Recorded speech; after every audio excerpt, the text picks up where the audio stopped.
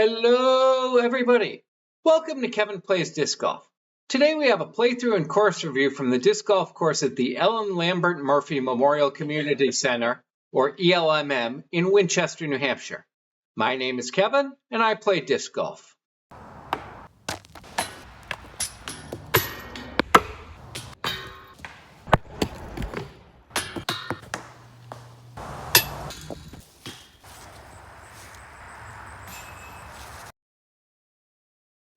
Filming on course for this video was done on April 19th, 2025. The course originally opened in 2020. Getting to the course is a bit tricky as Google Maps and the UDisc location marker attempts to send you down a small, unmarked one-way road that looks like a driveway. The more obvious entrance is by the Winchester fire station. If you're coming from the west on Route 119 or the south on Route 10, just before you get to downtown, on the right you'll see the sign for the E.L.M. Community Center on the right, just after the two small medieval tower replicas that are on either side of the small unmarked entrance to the E.L.M. Community Center. Take the next right onto Parker Street, then take your first right across from the fire station onto Durkee Street. You can park by the old tennis courts that will be just in front of you on the right after making the turn onto Durkee Street. Coming from the north on Route 10, just after going past the Winchester Town Hall, take a left onto Parker Street, then take your first right across from the fire station onto Durkee Street. You'll see the tennis court just in front of you. If you're coming from the east on Route 119, you can turn left onto Parker Street towards the Winchester School about a half mile before the intersection with Route 110. If you miss the turn, you can take either of the next two lefts before downtown onto either Swan Street or Union Street, then take a right to get back onto Parker Street. Durkee Street is the only road on the left off Parker Street just before the fire station. You'll see the tennis court just in front of you. This is a multi-use facility, and though the playground and basketball court do not overlap with the disc golf course, the volleyball court does overlap with holes 3 and 8, and the two baseball fields affect holes 4, 7, 8, and 9. There's also another paved play area that affects hole 3 as well. The E.L.M. website does not appear to be regularly updated, so if you have a good way to check what may be going on in these fields prior to going, please post it in the comments. The signs on course do not match UDisc. I went by the T signs on the course for the hole numbers, not UDisc. Holes 8 and 9 on UDisc are holes 1 and 2 on the course, and holes 1 through 7 on UDisc are holes 3 through 9 on the course. The hole lengths edited into the video should reflect the lengths of UDisc of the holes as they should match up. There is only one course configuration. The course was fairly dry at the time I played, which is astonishing given the amount of rain there had been for the few weeks prior to and the morning of me playing. I wouldn't expect the course conditions to vary much from what they appear to be in the video. This is a public park and there are a few trash cans on site. I believe there is also a bathroom inside the community center building itself. Dogs are allowed as long as they are cleaned up after and remain on leash. I'll have my overall review of the course at the end of the video. Be sure to post your comments as to your thoughts of what looks fun and where you think the problem areas are. Now we'll go to the parking lot by the old tennis courts near the tee of hole 1. Here we are at the E.L.M. Community Center. I am parked next to the former tennis courts, and after some searching, I believe that hole 1 starts right over here, right by this trash can and reserved parking sign, and I believe this is the tee area for hole 1. We can see the basket sort of in that second cluster of trees, so ideally we want to go down this path and then take a left. It looks like we want to go left a little early, but there are some of these hanging branches that are going to be a little bit challenging to get around. So we'll see what we can do from here.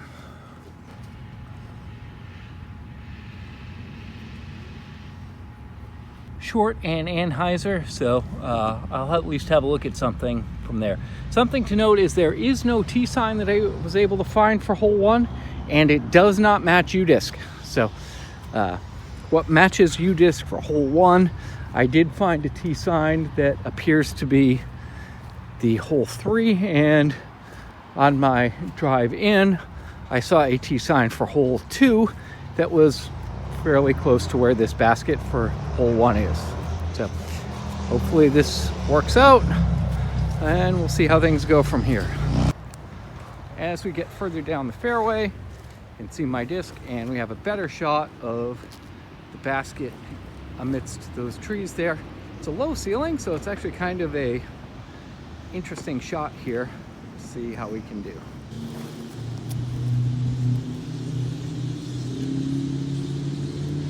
There is a bit of a left to right breeze on this hole, but it didn't move the disc nearly as much as I had been expecting it to.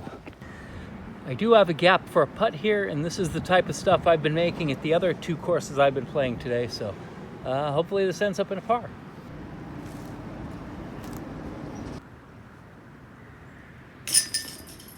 We ended up with a 4 from here.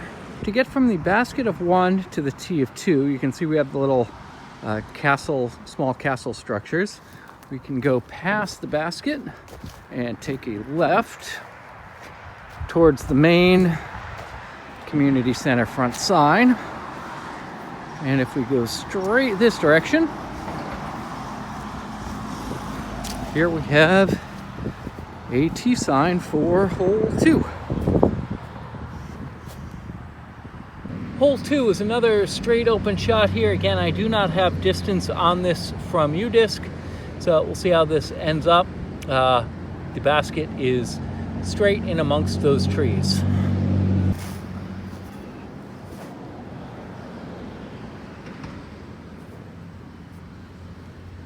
And across the road is not good. To get from the basket of 2 to the tee for 3, if we continue up the entrance road, what we want to do is go behind this front, or this second building on the opposite side of the road here, and go back around this way. I have done a little bit of exploring here before, so that's how I knew about this. And we come here, and here we are at the tee for hole 3. Now the sign has fallen over, but there it is. So I believe the paint color matches on the post matches the paint color on the baskets. So we're looking for the blue basket that is up over here. All right, so again, because I am not confident in UDisc's lineup here of exactly where things are, the tee isn't really set up well. I'm just going to play this from here because it's tough to tell where the sign is supposed to be, and I am assuming we're going to the blue basket. Hole 3 is we are going to the blue basket that is just to the right of the net there. Again, I'm not sure how accurate this is. I know the hole numbers are off, so I'm going by the signs on the course and not necessarily what UDisc has posted. So I ended up with a decent tee shot here, and we'll see where I am for my second. All right, so we'll take our POV drop in for 3 here. One thing to note about these baskets is that they are single chain baskets, so they are very prone to having shots go right through them. So you need to have kind of a soft touch on these to avoid spitting out. With the woods in front of us, to get from the basket of 3 to the tee of 4, we take a left and we follow the tree line here. Looks like maybe at one point there used to be a basket here.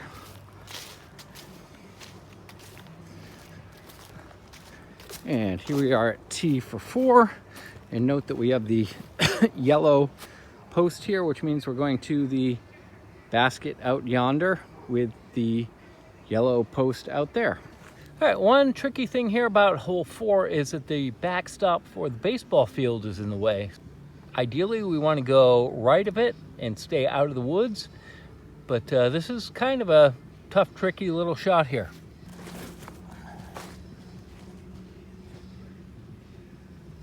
That's a little short, but I should be able to see the basket from there. I definitely have the backstop in the way here. However, I can get around it, so I can give this a run at a birdie putt. Short, but another drop in for 3. All right, POV drop in for 3. There we go, so we can grab our disc out of the basket. All right, to get from the basket of 4 to the tee for 5, with the woods behind it, if we just look past here in the distance, there is this dirt spot on the ground. I believe that is supposed to be the tee for hole 5.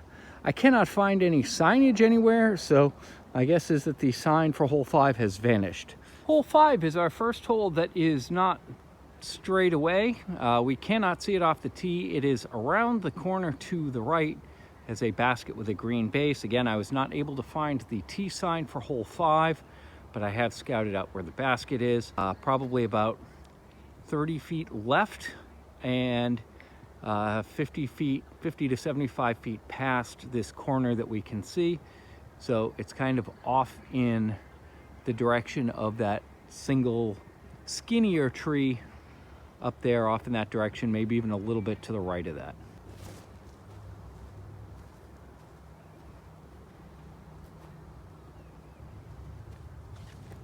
I will definitely be able to see the basket from there. Here we are looking back at the basket of 4 and the tee for 5.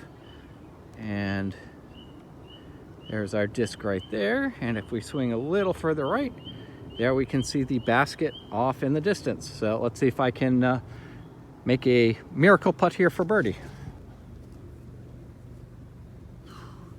All day on these hugely long putts, I've been really close. I've been really happy with anything inside about 70, 80 feet today. So again, another drop in for 3 from there.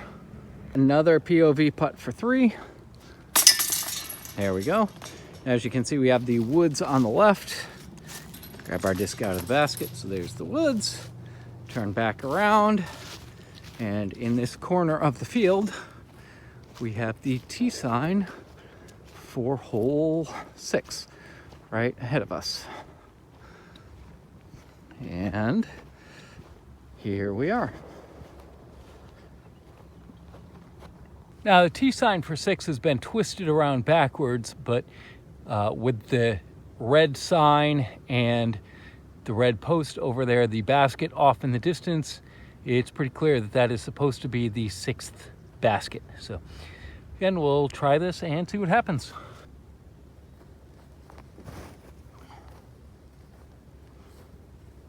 Into the ground. I've been doing that a lot today, but a good release anyway. All right, let's see if I can get my second shot close and we can keep the par streak alive.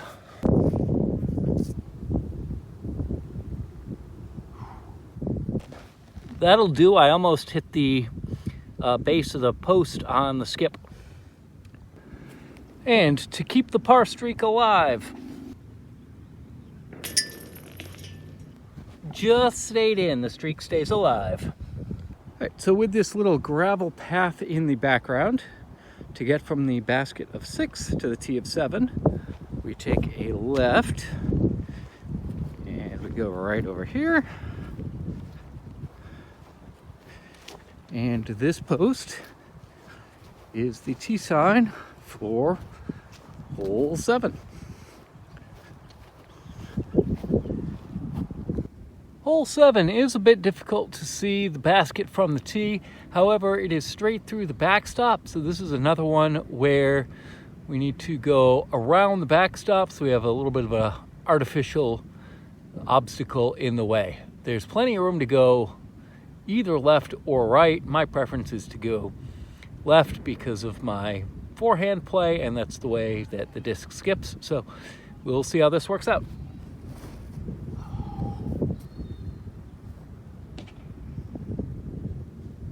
Well, I was not expecting it to skip off that building, but again, there I still may have a clear shot at the basket, long but unobstructed shot. Even as far right as I ended up going, I have about a 70 or 80 foot putt for birdie here.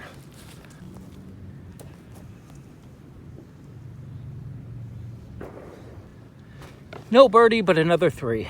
Birdie putt from 8 with the camera on top of the basket. We'll see how this looks. Well, that's in for another 3. From what I can tell, I think hole 8 is supposed to go from somewhere around here to the red basket that's over by the volleyball court. So that's what I'm going to play. There's another basket just to the right of where I am, and I believe that is supposed to be hole 9. After sort of digging around a little bit, it looks like holes 1 and 2 were supposed to be 8 and 9, and all these others got switched. So the hole numbers got switched. So it has been quite confusing on figuring out exactly what's going on, but we'll see if I can keep the birdie streak alive here.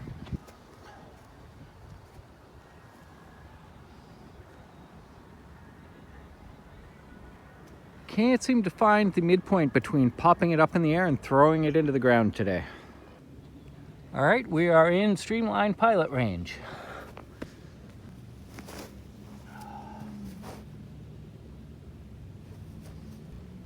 That's going to be a long putt to keep the par streak alive. Can we hit a miracle par putt? No, but I deem that bid acceptable. POV putt for 4. To get from the basket of 8 to the tee of 9, well, since there's no actual tee of 9, I'm just going to play from basically just off the volleyball court.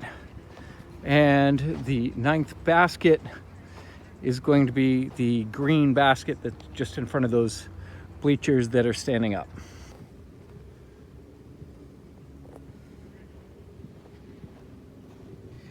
Still straight up in the air, but reasonable distance on that one. And long bid for 2 from here. That'll be another drop in 3. POV 3 to end the round. So now we are in the middle of the 2 baseball fields. So to get back, what's probably the safest way to do this is to go out to this little dirt road here and go back up there to get back to the parking lot. A bit of a walk, but you can see where you're going. We can see way off in the distance through the fence that we can see the fence for the tennis courts that we park next to. And we're just kind of following the road here. And at the end of this dirt road, here we are back in the parking lot. There were no active upgrades that I saw at the time of filming. The thumbnail is from the top of the basket of hole 7 looking back at the putt. This picture gives a good idea of a lot of what this course is about, with a lot of open areas and some man-made obstacles to go around. My favorite hole is hole 1. This is the shot through the narrowest gap on course, and the elevation change in the low ceiling approaching the green makes for a good challenge without being overly punishing. My least favorite hole on the course is hole 9. It's an open shot across an empty field with no well-defined tee pad and no obstacles, and it's going away from the parking lot. Unfortunately, with the property restrictions, I don't really have any good ideas for how to fix this without changing a couple of other holes as well. I'll have more on this later. The first hole does a good job of getting me interested in the course, and that there might be some good things to come. Unfortunately, it's also representative of the course of not having a tee pad, and the tee sign is missing. I also question how much difficulty I would have had finding the tee of hole 2 had I not happened to see it on my drive into the parking lot. Hole 9 doesn't do anything to make me want to play anymore. At the end of the round, it feels like another open shot to a basket after 3 of the prior 4 holes were open shots to the basket, just with slightly different distances. Though I may want to play holes 1 and 2 again, that has a lot more to do with holes 1 and 2 than hole 9. With the lack of tee boxes, tee signs with useful information, and no directional pointers, this course was challenging to navigate, especially with the order of the hole numbers not matching UDisc. The only real saving graces are that the course is open, you can see all but 1 basket from the tee area, and that where the tee signs do exist, the colors on the tee signs match the colors of the basket. On the drive in, I saw both the tee sign and the basket for hole 2, and in my quest to find the tee for hole 1, I found the hole 3 tee sign laying on the ground. With no tee sign for hole 5, and that being the only basket that you can't see from the tee, I found the basket before I figured out the general area of where the tee should be, and had to backtrack to the tee area. It was about this time that I realized that the layout of the course did match UDisc for the most part, just with different hole numbers. Navigating this course was like playing lawn darts. Even after carefully reading the directions and having a basic idea of the layout and how things work, it can still end up being a painful experience. For the most part, this course is safe for discs, though there is a high potential to have a disc go into the thick brush on holes 3, 4, and 5, especially later in the year. The brush is so thick that it's not likely to go in very far, and there isn't any water or elevation change to really be concerned about. Even with me playing predominantly right-hand forehand with the end of shot fade going towards the woods, there is enough open room to the left where, though it affects the direction that I threw slightly, it didn't affect what disc I was throwing with. There are no tee pads, so you're teeing off from what would be a normal good fairway lie. The grass throughout the entire property looks like it is frequently mowed, so I don't expect these to change much. The tee signs that were there provided only the hole number and by the color coding which basket that you should be throwing to. The holes that are missing signs are holes 1, 5, 8, and 9, and the sign for hole 3 had fallen over. The baskets are all consistent, though they only have a single row of chains, so you have to have a bit softer touch with these than most of the other baskets that are on courses that I have played. Though the color options on the baskets aren't the most visible in the case of the dark blue, dark red, and dark green that were used, because all but one basket is visible from the tee, it's not that big of an issue. One thing I'm struggling a bit with is that I don't think that it really hits the target audience for the course. Given the location, it seems like this would be a good place for kids to get started, but unless you have someone that's played the course before helping you figure out where things are and where the course goes, it's going to be frustrating for a new player to attempt to follow on their own. Also, for a beginner course, even though the holes are open, several holes are a bit long for kids and new players, with 4 of the 9 holes being over 325 feet long. The compromise would be to create short tees for most of the holes, and I think this could be relatively easily done with just tee signs. Another potential option would be to play 1 through 3 as is, go from the tee of hole 4 to the basket of 9, create a new hole going from the tee area of 9 to the basket of 4, play 5, 6, and 7 as the new 6, 7, and 8, then move the basket for the new hole 9 to be between the baseball field and the dirt road, and this would eliminate the longest hole and make the course flow more smoothly. My overall course rating for the disc golf course at the E.L.M. Lambert Murphy Memorial Community Center is that I would be willing to drive 20 minutes out of my way to play this course for the first time, and 15 minutes to play this course again, with the focus of it being a good place to do field work. Hole 1 is a better than average hole overall, holes 2 and 5 are average, and the remainder of the holes are glorified field work, which, though can be valuable, can also be done in many places that are likely closer to where you live. It is unlikely that I will play this course again unless I hear that there are significant changes and upgrades to the signage. It's not terrible, but it's not for me, and with the far superior Stony Brook Disc Golf Course a 15-minute drive west, the better beginner course at Wheelock Park 20 minutes north, the 18-hole courses that I have reviewed at Otter Brook and Living Memorial Park within a 1.5-hour drive, and a few other courses in southwestern Vermont and northern Massachusetts that I have not played yet, including Westy Acres, UDisc's number 94 ranked course in the world, this is one that I'd skip unless you're local to the course. Like, share, and subscribe, and if you'd like to see a course with more E.L.M. trees, check out my other video linked here or in the playlist of my disc golf courses of New Hampshire linked in the description.